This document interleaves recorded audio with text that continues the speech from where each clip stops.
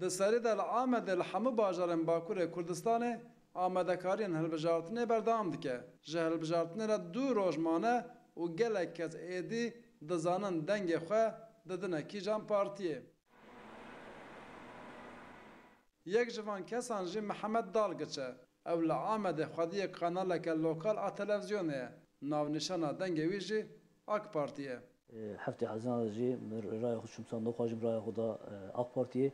Ama bixêr yekê mijdarê da jî Zat Hizbî Diro raya min bona selametê welatê Tirkiye ser selameta Kurda ez bi raya xwe bidim AK Partiye huzur aramî tevda aliyê aborî da aliyê nexweşxana da boyê gelê me boyê gelê Tirk hizmetek pir mezin çêkiriye AK Partiye. Li gorî baweriya Mihemed Dalgiç, AK Parti ji xeynê aboriyê di mijara çareserkirina pirsgirêka Kurd de jî partiyeke sereke û ji ber vê yekê ew deng didinê. 12 sala hizmeta AK Partiye da mafên Kurda jî hat dîtin. Yani tevda em Kurd meçû xwesta hikûmet da. Navnîşana dengê Mem Wenda jî HDP ye. Ew hem mamoste ye û hem jî nivîskar e.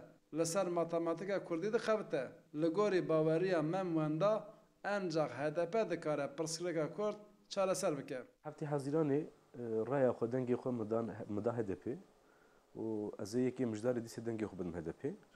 Qala em bêjin azadiya Kurdan dike. HDP ne tenê ji Kurdan re ji hemû kêmarar em bêjin yê komara Tirkiyeyê dijîn çi Elewî be çi Kurd be çi Ereb be îdaya ku heye ku ji her kesî re azadiyê bîne.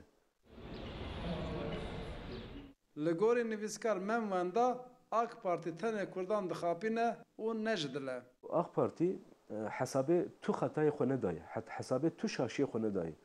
Hê jî Roboskî ser wê girtî nixumandî ew kesê ku Roboskî hatin kuştin hê jî çîkê wan faîlê wan nediyar e.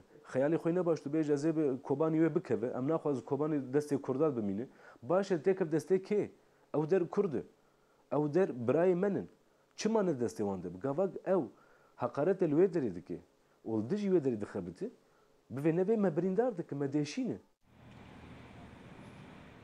Li Bakurê Kurdistanê rengê piraniya dengan ji niha de diyar e. Yên ku ne diyarin jî dê heta 2 rojan navnîşana partiya xwe diyar bikin.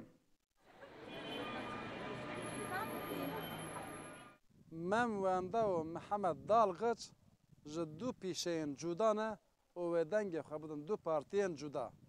Ew ne tenê dengê xwe didin partiyan, di heman demê de dengê xwe didin pêşeroja xwe. Maşallah dekak. Rûdaw Amed.